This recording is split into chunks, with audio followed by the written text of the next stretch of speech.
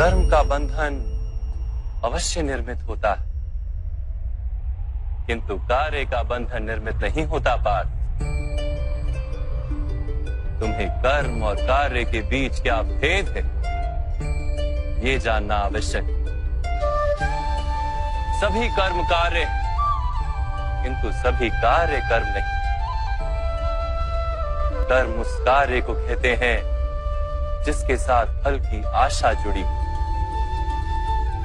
मनुष्य जब भी सुख की, संपत्ति, प्रशंसा की आशा रखकर कोई कार्य करता है तो वो उस कार्य के फल से बंध जाता है। जब किसी कर्म को फल की आशा से किया जाए तो उसे सकाम कर्म योग कहते हैं, और जब किसी कर्म को बिना किसी फल की आशा से किया जाए तो उसे निष्काम कर्म योग कहते हैं। इसी कारण से उसे बार बार जन्म लेना पड़ता है। वास्तव में मनुष्य को कोई कर्म नहीं बांधता, कर्म से जुड़ी आशाएं उसे बांधती।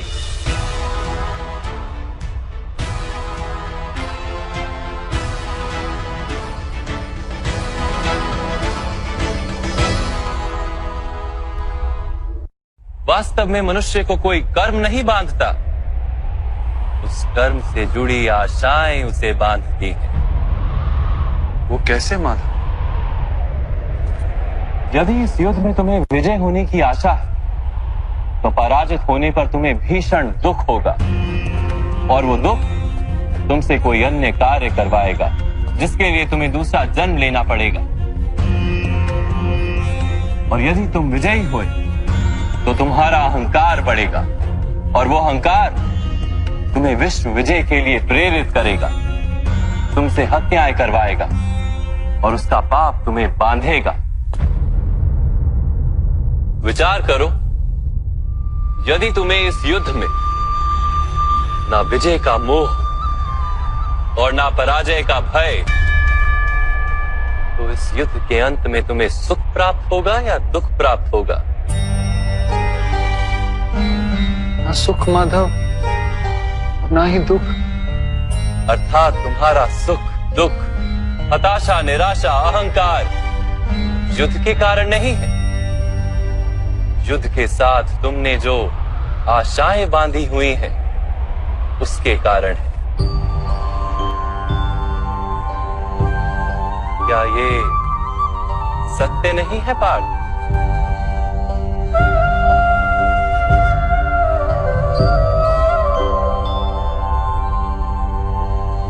सुख दुखे समे कृत्वा लाभा लाभो जया जयो ततो युद्धाय युज्यस्व नैवं पाप मवाप्स्यसि। अर्थात सुख दुख को समान मानकर लाभ हानि जय पराजय का विचार किए बिना यदि तुम युद्ध करोगे कौन्तेय, तो तुम पाप के भागी नहीं बनोगे। इसी को कर्म योग कहते हैं। जो सांख्य का ज्ञान प्राप्त कर लेता है वो ये जान लेता है कि वो शरीर नहीं, केवल एक आत्मा है।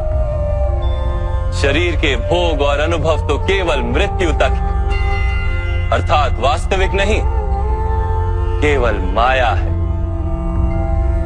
उसके लिए कर्मयोगी बनना सरल हो जाता है। परंतु माधव, यदि कार्य से बंधन निश्चित है तो क्या संसार का त्याग करके संन्यास लेना उचित नहीं?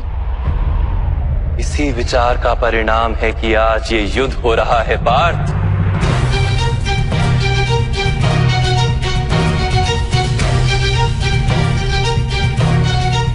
विचार करो, जब सत्व गुण से भरे धर्म को जानने वाले लोग कर्मों का त्याग करते हैं, तब अधर्म से भरे लोग ही संसार को चलाते हैं।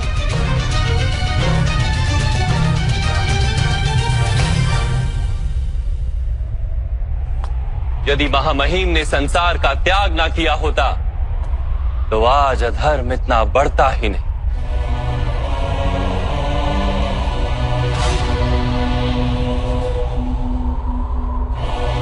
और तुम्हारे पिता ने यदि संन्यास ना लिया होता तो आज भ्राता युधिष्ठिर सुख से राज कर रहे होते।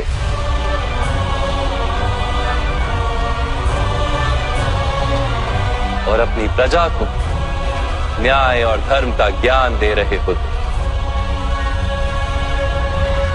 किंतु दुखदायक बात तो यह है पार्थ कि सत्वगुण से भरे मनुष्य ही संसार को लाभ दे सकते हैं, किंतु वो ही संन्यास का विचार करते हैं। जैसे जल तो भाप बनकर उड़ जाता है और कीचड़ वहीं पड़ा रहता है, वैसे सत्वगुणी सज्जन लोग तो संसार का त्याग कर देते और तमस से भरे अधर्मी लोग संसार में कार्य करते हैं। इसी कारण से संसार में पाप और अधर्म बढ़ता है।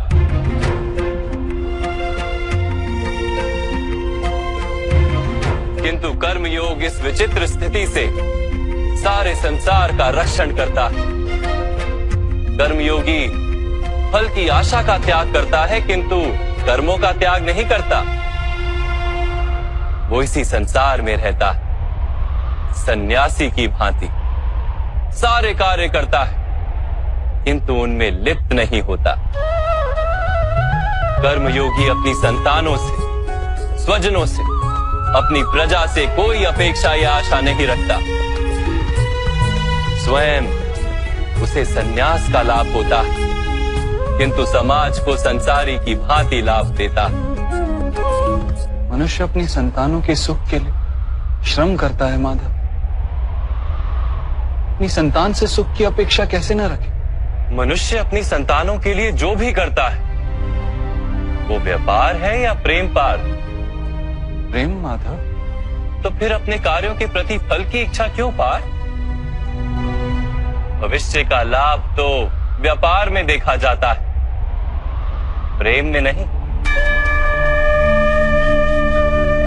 जो मनुष्य अपनी संतानों का चरित्र निर्माण उचित रूप से करता है, संतानों को प्रेम और धर्म के संस्कार देता है, उसकी संतानें भी मनुष्य को प्रेम और सुरक्षा अवश्य देती। संतानों के कर्म, स्वजनों के व्यवहार उनके कर्म है पार्थ। और जब उनके कर्मों पर हमारा कोई अधिकार नहीं होता तो उनसे आशाएं और अपेक्षाएं रखने का क्या प्रयोजन? यदि गहन विचार करोगे पार्थ तो शीघ्र ही ये जान लोगे कि जीवन में ऐसा कोई कार्य नहीं है जिसके साथ आशाएं और अपेक्षाएं जोड़ना अनिवार्य हो। जब सृष्टि ही परमात्मा है और मनुष्य स्वयं परमात्मा का अंश है, तो सारे कार्य परमात्मा ही करते हैं। मनुष्य स्वयं कुछ नहीं करता। यही कर्मयोग का मूल सिद्धांत है पार्थ।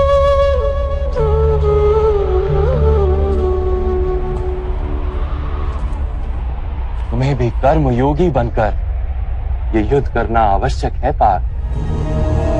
त्रिगुणिया विश्या वेदा निस्त्रिगुण्यो भवार्जुना निर्द्वंद्वो नित्य तत्वस्थो निर्योग क्षेम आत्मवान। 3 गुणों का त्याग करके निर्गुण बन जाओ पार्थ। इस द्वंद्व से मुक्त हो जाओ।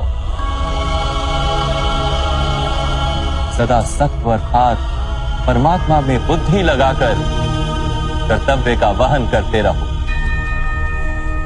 कुछ प्राप्त करने की इच्छा और कुछ प्राप्त किए हुए का रक्षण करने का विचार त्याग दो पार्थ और अपनी आत्मा को स्वतंत्र कर।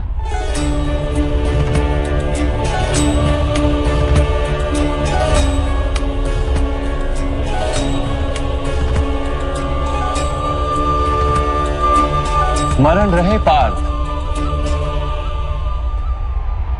कर्मण्यवाधिकारस्ते मा फलेषु कदाचन मा कर्म फल हेतुर्भु मा ते संगोस्त्व कर्मणि। तुम्हारा अधिकार तो केवल कर्म करने का है, फल तो ईश्वर के हाथ में। इसलिए ना कर्म से भागना उचित है और ना ही कर्म के फल की आशा रखना उचित है।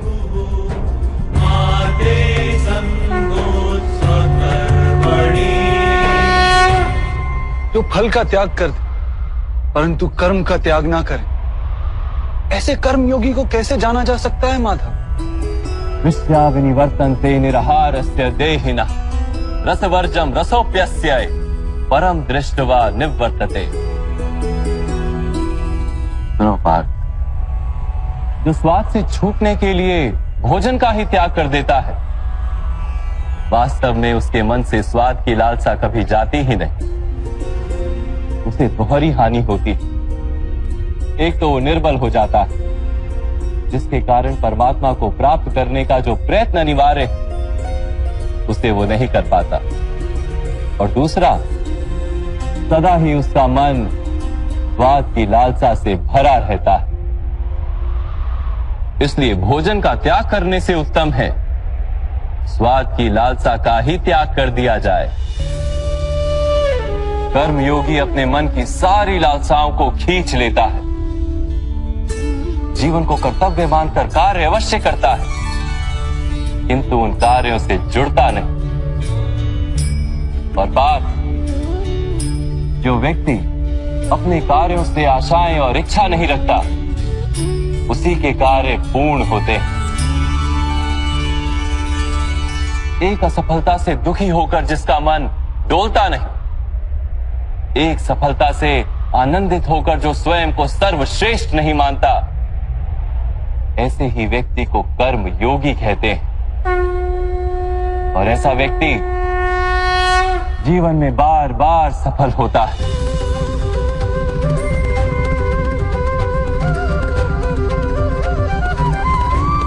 ध्यायतो विषयान पुंसः संगस्तेषु पजायते संगात संजायते कामा कामात् क्रोधोऽभिजायते क्रोधात् भवति सम्मोहः सम्मोहात् स्मृति विभ्रमः स्मृति भ्रंशात् बुद्धिनाशो बुद्धिनाशात् प्रणश्यति। फल की आशा से कामना प्रकट होती है, और कामना का तो स्वभाव है असंतुष्ट रहना। असंतोष से क्रोध उत्पन्न होता है, और क्रोध से मोह जन्मता है। मोह के कारण व्यक्ति आचार और व्यवहार का ज्ञान ही भूल जाता है। ज्ञान के जाने से बुद्धि चली जाती है, अनुचित प्रकार के कार्य होने लगते हैं, और समाज ऐसे व्यक्ति का शत्रु बन जाता है।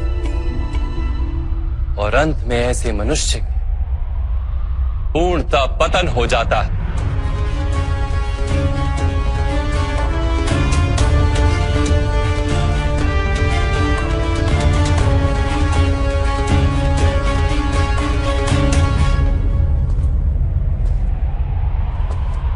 जैसे भ्राता दुर्योधन,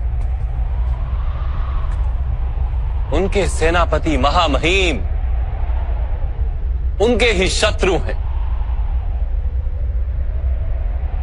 और तुम्हें विजय का आशीर्वाद दिया।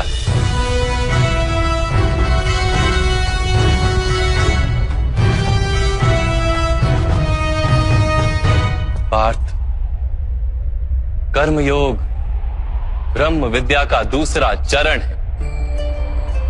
परमात्मा में अपनी बुद्धि स्थिर करो, स्वयं को आत्मा जानो, मिथ्या बंधनों से मुक्त हो जाओ, और फल की आशा का त्याग करके केवल कर्म करते रहो।